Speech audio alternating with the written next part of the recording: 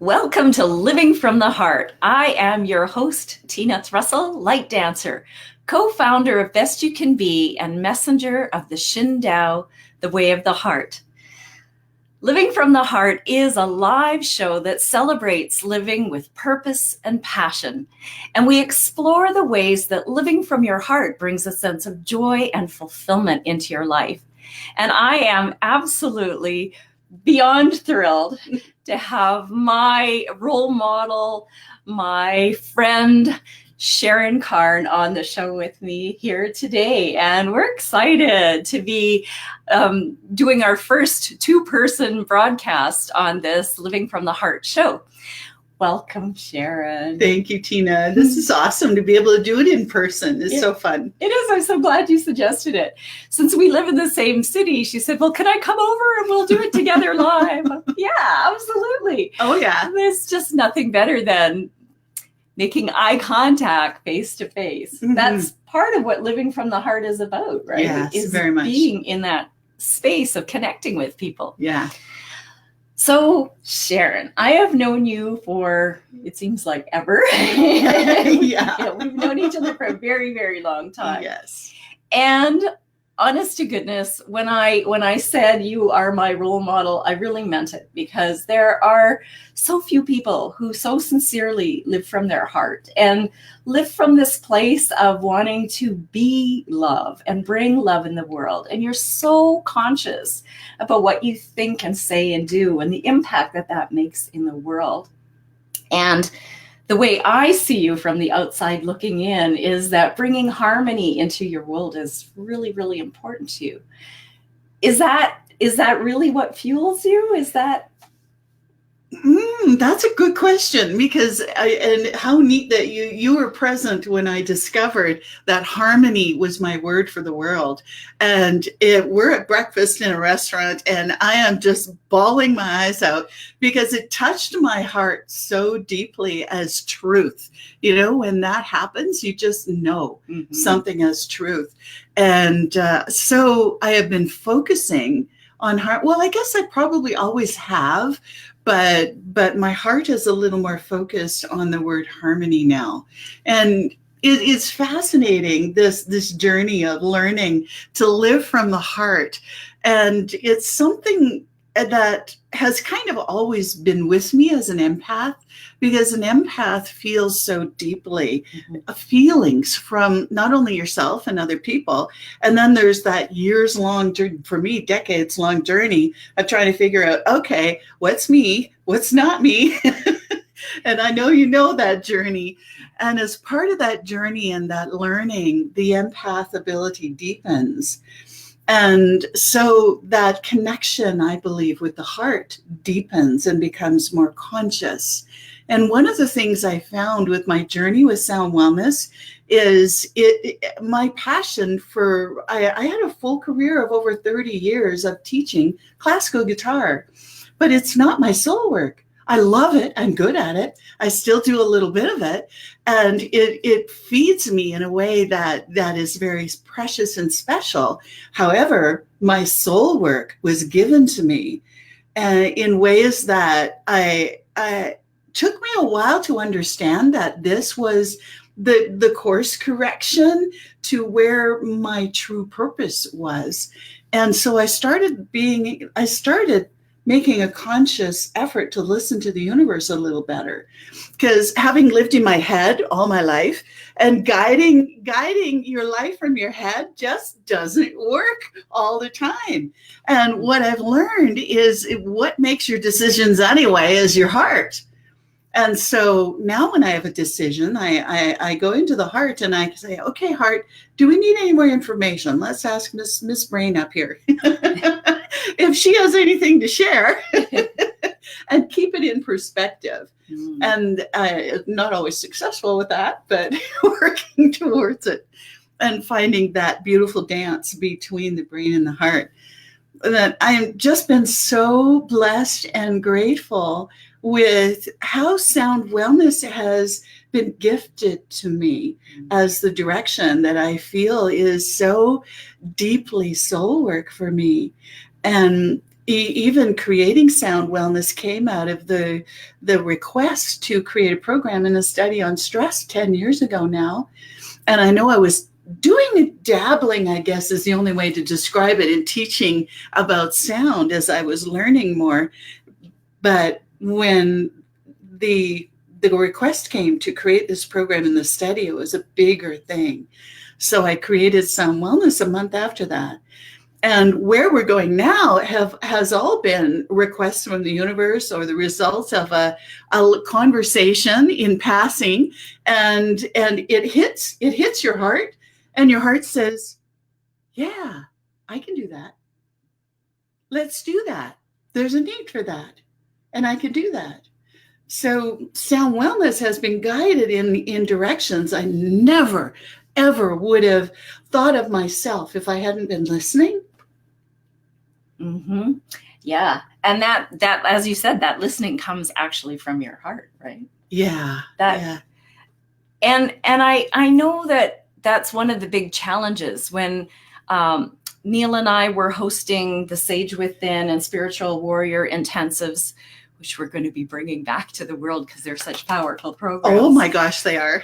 That would be one of the big challenges would be people will say, well, how do I know? How do I know when I'm listening to my heart? How do I know it's my heart that's speaking instead of my head? And it took a while to come up with some answers for that, because it took me a really long time to understand what the difference was. Can I share an experience I had that was a big learning for me for listening to the heart? Mm-hmm. This was, I read a book called The Last Ghost Dance probably in 1999 or 2000, somewhere around there. Wow. Okay. And I cried my way through that whole book. And at the end of the book, there was a description of a retreat that the author did in Montana on sacred land. And I thought, oh my God, I have to go to this. I cried through this whole book, and I don't know why. It touched my heart so deeply. So I thought, well, I had an old guitar for sale, and if I sold the guitar, then that was just enough to go. And wouldn't you know it, of course, I was meant to go. So here the guitar sells, and I sign up. So one of the ceremonies we were asked to do was to just walk the land for 12 hours and follow your heart. That was the only direction.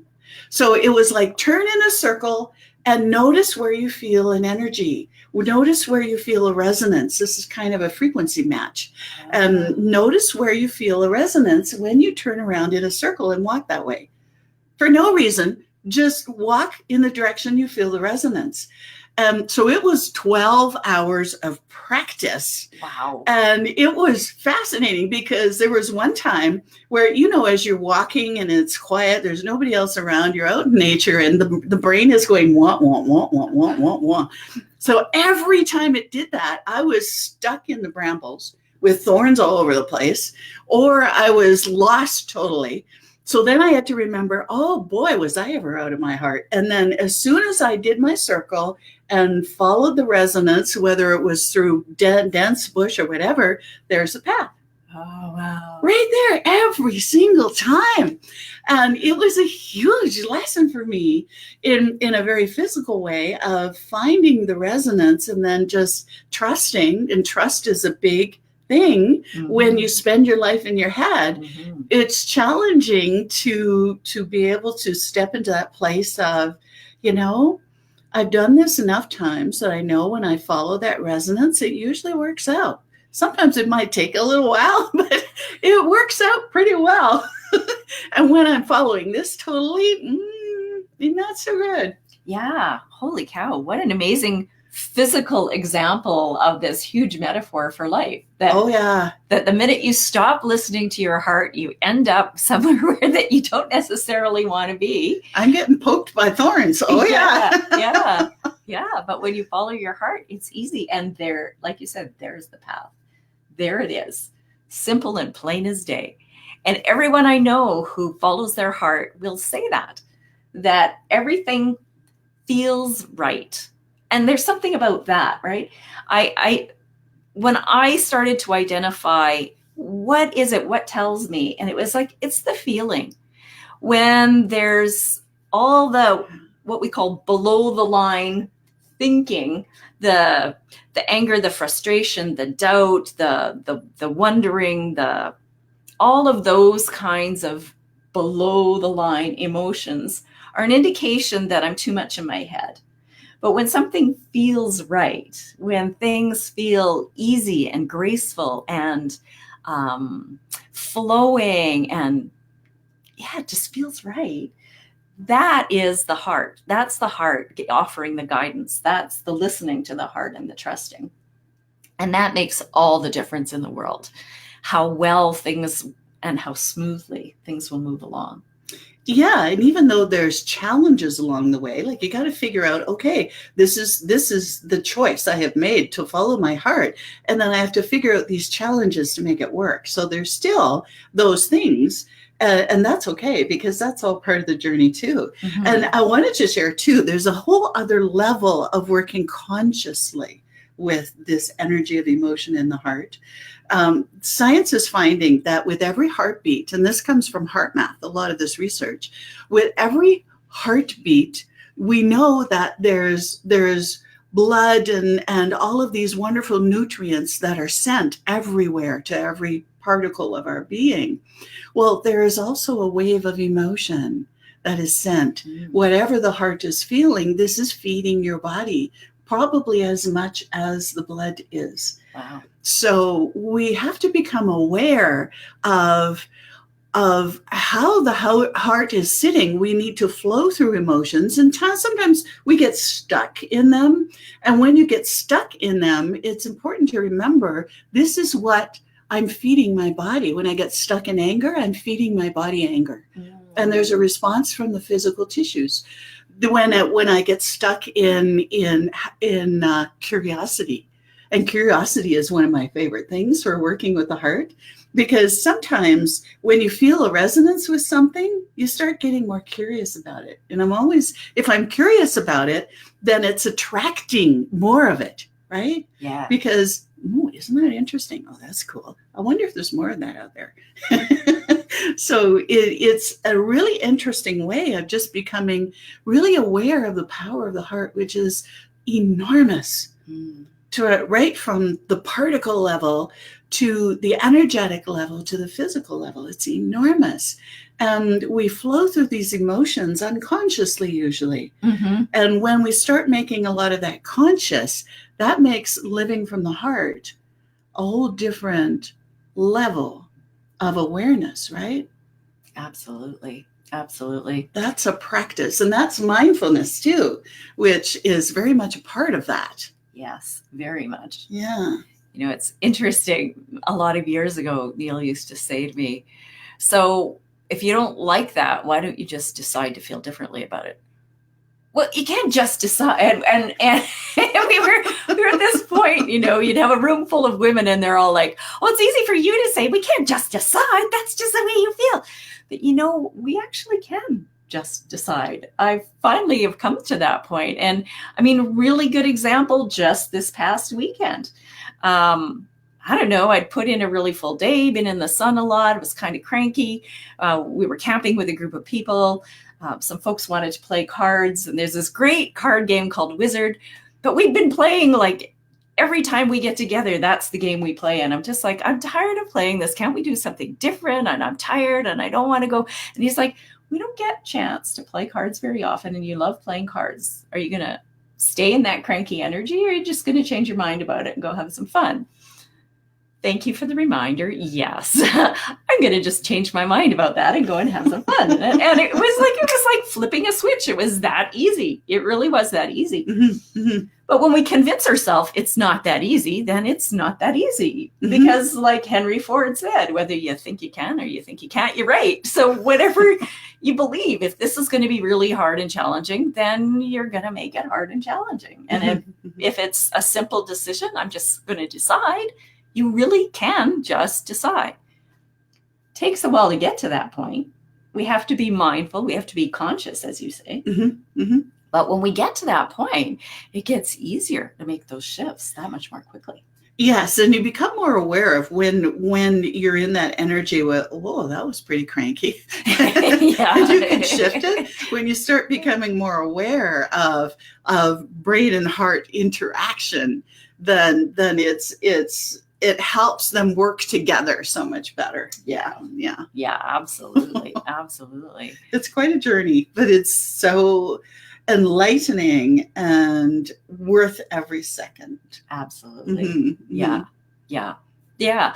And what when you say it's worth every second, what is the reward? What is the reward for being that diligent for you? How do you feel? That's an interesting question. How do I feel? I feel like I'm on purpose. I feel like I'm making a contribution to the world. And that makes me feel fulfilled and happy and joyful and really feels like I'm doing what I came here to do. One of the decisions, we're talking about making decisions, one of the decisions I made years ago was I want to walk the journey that my soul decided to walk during this lifetime.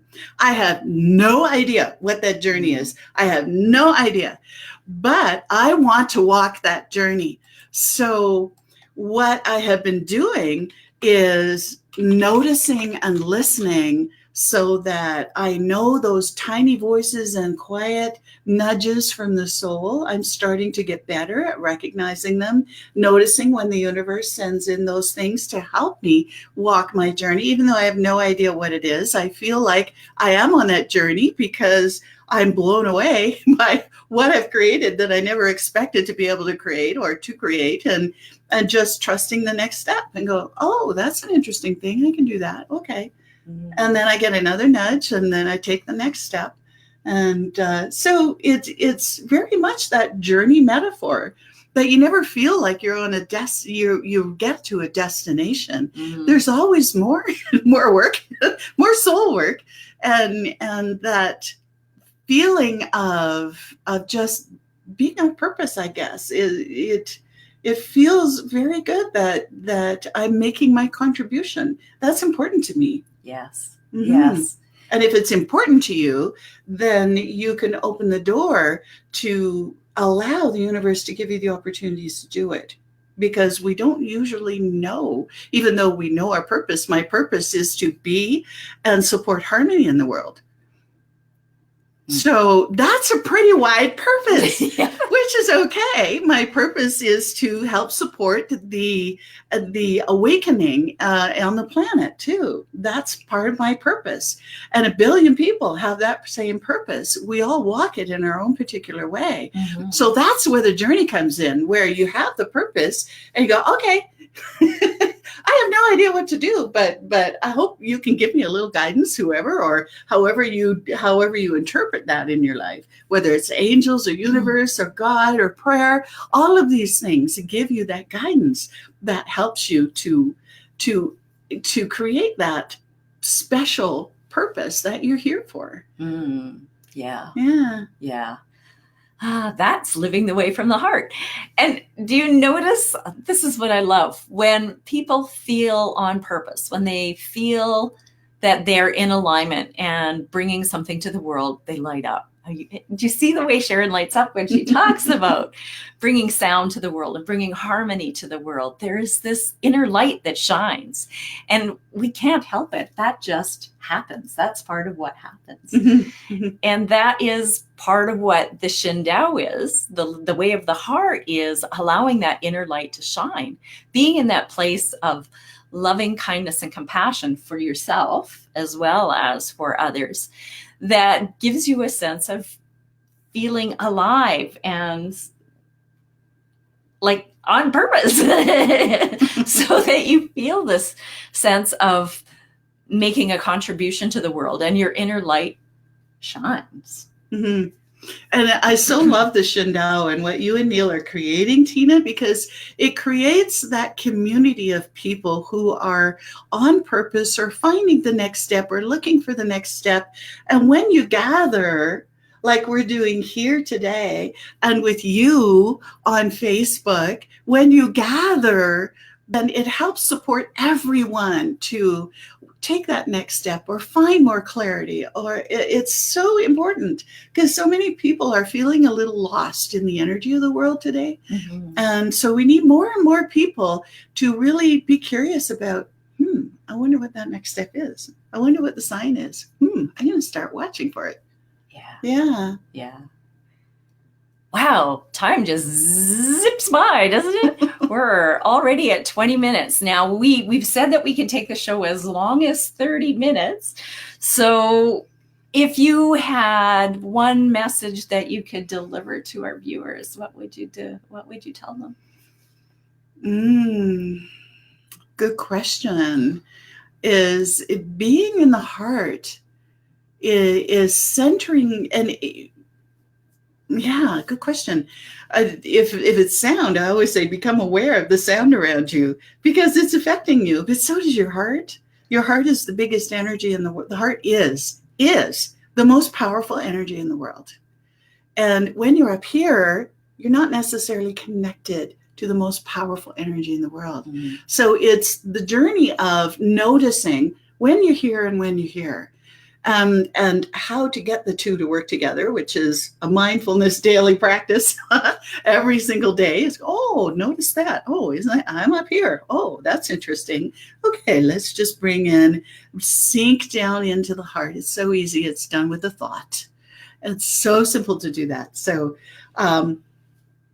become aware of when you're here and when you're here. And that's the beginning of the journey. When you are aware, then become aware of working consciously with this and this to walk forward while you're here. We're all here for a reason, and we may never know the specifics of the reason. We may know a general reason, but allow the universe to create the specifics for you. Awesome. That is great. I'm just typing in here. Oops. We need another L in there. As we get close, there's Sharon's website. If you love hearing this woman's passion, if you'd love to know more about sound and how that impacts your life, how that can bring you to that place of living from your heart, how can we use sound as a way to live from our heart? Ooh. Oh, we didn't even get into that. I'll have to come back, Tina. I know. That's a whole other conversation. Yeah. It certainly is. And yet we got to, let's take like a minute or two to just touch on that. Can we even do that in a minute or two? Sound, it has been used for tens of thousands of years to help people connect with your inner essence. It's a catalyst for soul growth. And that's been in our ancestry for tens of thousands of years. And we've forgotten that. We've forgotten how also sound works together with other, even conventional medicine in very powerful ways. So there's an enormous amount of science coming out to begin to support this ancient knowledge that has been in our history, and you have it in your DNA. You can never lose that. It's in your DNA. Sound goes through you. It moves every particle of your being when it goes through you. So be aware of the sound around you because it's moving every single particle of your being and setting it into a state of vibration. So when we choose the sound that's around us, then we support our mood in a very powerful way, and we support our connection to our essence and soul this way. So as you become aware of it and aware of its effect on you as it's going through you, then know that you can try out different choices to see how they feel. And it's different for everyone.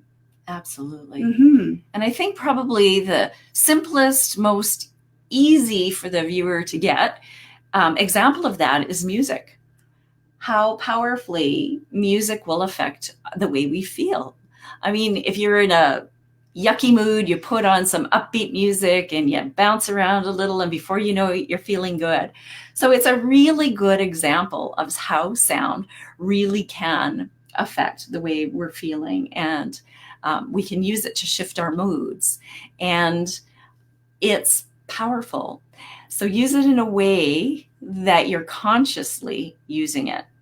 I've often wondered about some of the music with the harsh messages and the very discordant sounds. And what is that doing to the listener? Is because it's very discordant, it's got to be causing that discord within the body. So choose your music carefully, because it really is impacting you in a bigger way than you might realize. Very much so. Yeah. And we're unconscious of that. And when China developed its musical system 5,000 years ago, they understood and developed their entire musical system to create harmony in their entire country. They created harmony and peace in their country with their music very consciously. And that is a history too, that is in our DNA. That is a fascinating thought. It is. Well, thank you for that. That's something for us to take away and think about. I'm sure we've given you a lot to think about, a lot to feel into. Take what feels right for you from our conversation today. Take it into your life. If you have any questions, by all means, you can contact either of us directly through Facebook. Sharon Carne or Tina Thrussell, or reach us through our websites, soundwellness.com. And let me give you mine, bestyoucanbe.ca. There we go, up on screen for you. We thank you for joining us today. We thank you for caring enough to get a sampling of what purpose and passion can bring into your life, how living on purpose can bring a sense of joy and fulfillment into your life. Thank you so much for joining me today, Sharon. It means so much that you were willing to travel down here and be here with me live this morning, and that we could share this time together. Oh, it was such a delight, Tina. Thank you. And I'm so honored to be your first guest. That's so awesome. Thank you. Loved you. Thank you for tuning in, and we'll see you next Wednesday with my guest, Reverend Cheryl Hines. Wow, awesome. Yeah. Reverend Cheryl Hines and I met in a sound wellness program, and she's just a lot of fun. So be sure and tune in next week. We'll have some laughs together and another exciting view of what purpose and passion is all about. Until next week, create for yourself a beautiful week.